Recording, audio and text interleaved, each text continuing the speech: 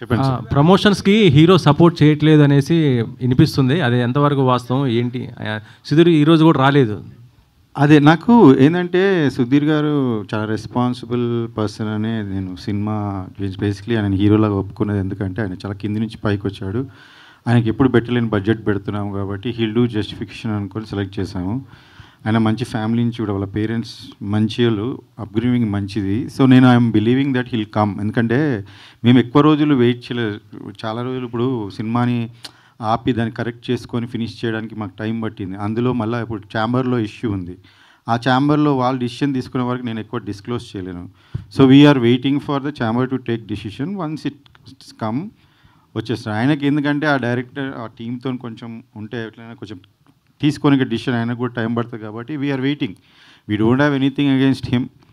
Only ఒక person మంచి చేయలేదు, ఆయన మంచి రెస్పాన్సిబుల్ కాదు, బిహేవియర్ బ్యాడ్ ఉండే చాలా. ఇప్పుడు ఈమె ట్వీట్లోనే మీరు చూడండి, ఆయన తీసేశాక 1 year బ్యాక్ తీసేశాక ఆయన సీన్లు లీక్ చేశాడు నెట్లో. ఏ సినిమా సీన్లు ఏ డైరెక్టర్ అయినా చేస్తాడు అలా సీన్లు లీక్ చేస్తే ఛాంబర్కి వెళ్తే ఛాంబర్ ఆయన మీద పోలీస్ కంప్లైంట్ ఇవ్వమని ఇచ్చాం. ఫైల్ అయినాక ఈ రోజు కాక చెప్పలేదు మీకు, పోలీస్ కంప్లైంట్ ఫైల్ అయింది, కోర్టుకి ఆయన పంపించారని ఇప్పటిదాకా చెప్పలేదు. ఎందుకంటే అది సుధీర్ గారి లైఫ్కి ఎఫెక్ట్ అవుతుంది, ఒక మూవీకి ఎఫెక్ట్ అవుతుంది, ఇంతమంది కష్టాలు ఎఫెక్ట్ అవుతుంది నేను చెప్పలేదు. ఇప్పుడు నేను చెప్తున్నాను ఎందుకంటే ఎక్కువ రోజులు మనం దాచలేం. అలాంటివి అయినా ఒక 1 year కంప్లైంట్ ఇచ్చి మనం అది చేసినా 1 year నుంచి సినిమా ఏ విషయంలోనే ట్రోల్ చేస్తున్నారు మీరు చూడండి. ఇప్పుడు ఈమె విషయంలో ఆ మాట అనడము నేను కూడా అసలు చూసే లోపలే ఆమె రియాక్ట్ అయిపోయింది. ఎందుకంటే she's like that, she's very straight. అదే ఆమె కూడా అదే అంటది. ఇప్పుడు ప్రాబ్లం ఉంటే మీరు ఛాంబర్కి వెళ్ళండి, మీరు డైరెక్టర్ అయితే వాళ్ళ అసోసియేషన్లో కంప్లైంట్ చేయండి, అట్లయినా మీరు ప్రూవ్ చేసుకుందామంటే ఆయన ఎందులో మెంబర్ కాదు. ఆయన ఇంతకుముందు కూడా 2 సార్లు సినిమాల నుంచి బయటికి పంపించేశారని మీకు ఇంకా దిల్రాజు గారు కూడా ఆయన ఆపి వేరే వాళ్ళతో ఫైనాన్స్ చేయించుకున్నాడు ఆ ఫస్ట్ మూవీ. సో ఇవన్నీ కూడా అందరికీ తెలుసు ఇండస్ట్రీలో. నేను కొత్తగా చెప్పాల్సిన, అందుకని ఆయన గురించి మాట్లాడి వేస్ట్, కొత్తగా చెప్పాల్సిన వేస్ట్.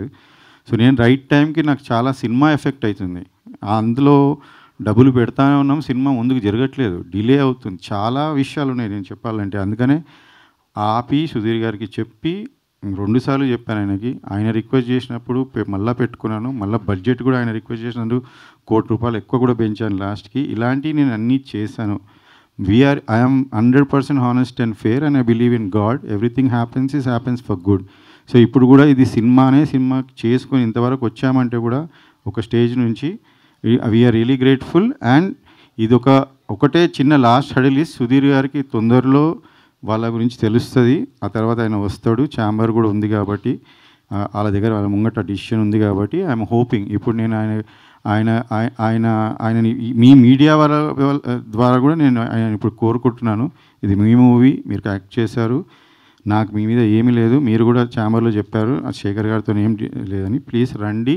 ఎందుకంటే ఈ మూవీని రీచ్ చేయడం, ఉన్న మంచి మెసేజ్, మంచి మూవీని ముందు చేసుకోవడంలో మీ పాత్ర కూడా ఉంటే మీకు సంతోషం ఉంటుంది. This is the best, I'm telling you, ఆయన క్యారియర్లోనే ఇది బెస్ట్ మూవీ సోఫా. సో ఆయన కూడా పార్ట్ ఆఫ్ దిస్ ఉంటే మాకు సంతోషమే.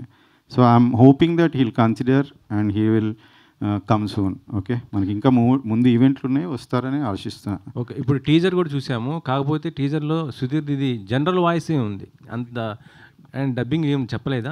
జనరల్ వాయిస్ మాకు సినిమా మొత్తం మూవీ కొంచెం అడ్వాన్స్ టెక్నాలజీ వాడామండి. అంటే నా ఫ్రెండ్ ఇందులో మీరు ఆ టర్మే కొత్తది అనుకుంటా, సౌండ్ డిజైనర్ అయితే జర్మనీ నుంచి చూసి ఈ మూవీ స్టార్ట్ చేసే ముందు వచ్చి జర్మనీ నుంచి ఒక హాట్స్టార్లో ఒక సిరీస్ చేశాడు. తర్వాత వచ్చి నేను ఇట్లా చేశాను, నీకు డబ్బింగ్ ఇవన్నీ ఖర్చులు తగ్గుతాయంటే నాకు తెలియదు అప్పుడు, ఎందుకంటే మనం జనరల్గా బయట చేయిస్తాం. తర్వాత అట్లానే ఆయన ఇప్పుడే కాదు, మేము స్టార్టింగ్ సాంగ్స్కి ముందే మేము చూసుకుంటున్నప్పుడు సినిమా కూడా అంతా ఆయన క్లీన్ చేసి ఆయన కొత్త టెక్నాలజీ వాడి ఆయన పర్సన్స్ని పెట్టి చేంజ్ చేయాలి. సో జనరల్లీ మనకి అంత అవసరం ఉండదు డబ్బింగ్, కొంచెం న్యాచురల్గా ఉన్న చాట్ల న్యాచురల్గా పెట్టాము. అయితే చాలామంది స్టార్స్ డబ్బింగ్ అట్లనే అయిపోయింది అండ్ మోస్ట్లీ ఆన్ సెట్స్ అయిపోయింది, ఎందుకంటే ఆయన కొత్త ఎక్విప్మెంట్ తెచ్చి వాడింది కాబట్టి మాకు అది హెల్ప్ అయింది. సింక్ సౌండ్లో ఏమైనా చేశారా? I clearly don't know that technology. ఆయన కొత్తగా జర్మనీ నుంచి వచ్చే వాడాడు, ఒక 3 పెట్టుకొని. ఈ విల్ నెక్స్ట్ ఈవెంట్కి ఆయన కూడా వస్తాడు, రాహుల్, ఆయన పేరు Rahul Alam. He is working for very big project. నేనే ఫస్ట్ సినిమాలో ఇంట్రడ్యూస్ చేయడం నేనే. So he work for me free. ఆయన ఆ టెక్నాలజీ అడగండి మీరు. ఓకే, శేఖర్ గారు, నాకు 2 క్వశ్చన్లు అండి. అంటే కథ మీరు ఫస్ట్ నుంచి ఉన్నారా? కథ డైరెక్టర్ చెప్పినప్పుడు మీరు అంటే కథ మీద ఇంట్రెస్ట్ తోటి సినిమా స్టార్ట్ చేశారా, లేకపోతే సుధీర్ కోసం చేశారా? లేదండి, ఇది ఏమైందంటే నాకు ఒక ప్రొడ్యూసర్ డబ్బులు ఇచ్చేది ఉంటే ఆయన ఆఫీస్కి వెళ్తే ఆయన నాకు అన్న ఒక లైన్ ఉంది మంచి కథ, ఇది ఒకసారి వినండి అన్న, ఎట్లాగన్నా వచ్చారు కదా అంటే సరే అని విన్నా అంటే ఒక లైన్ చెప్తారు కదా ఫస్ట్ 5-10 మినిట్స్ ఇలా ఇలా ఉంటుంది అని. దాని పరంగా బాగానే ఉంది. ఇక హీరోస్ ఎవరు ఏంది అనుకుంటున్నారంటే ఈయన రైటరు, ఆయన అంటే ఆయనను చూశాను ఫస్ట్. ఆయన నరేష్ అనగానే నేను డెఫినెట్గా ఈయనకు ఫస్ట్ మూవీ ప్రాబ్లం అయింది అది లేదన్నా, ఆయన కథ తీసుకొని మనం వేరే డైరెక్టర్తో చేద్దాం అన్నాడు. సరేనా, వేరే డైరెక్టర్ ఓకే అనుకొని మేము కూడా ఏమన్నా సరే లైన్ ఇది సో ఎట్లా ఇది మీరు చెప్పింది కదా ఫస్ట్ హాఫ్ సెకండ్ హాఫ్ అంటే సార్ నేను ఒక 45 ఏమంటారు దాన్ని మినిట్స్ అంతనే రాశాను, ఇంకా మిగతాది మీరు రైటర్స్ని ఇస్తే నేను కూర్చొని డెవలప్ చేసి ఇస్తాను ఒక 20 డేస్లో అన్నారు. అంటే సరే నేను ఆలోచించి చెప్తా 2 డేస్ తర్వాత, మరి హీరో అనుకుంటున్నారు అది ఇది అని అంటే డైరెక్టర్ని వేరే వాళ్ళని కల్పించారు. ఆ డైరెక్టర్స్ కూడా కొత్తోళ్ళు. నేను ఇంతకుముందు కొత్తోళ్ళతో వర్క్ చేసి నాకు ఒక ఇబ్బంది అయితే నేను వద్దులే అని నేను ఆలోచిస్తున్న టైంలో హీరో అంటే ఇంక ముగ్గురు ఆప్షన్స్ ఉండే, 2 పెద్దోళ్ళు ఉండే. ఈయన సుధీర్ గారు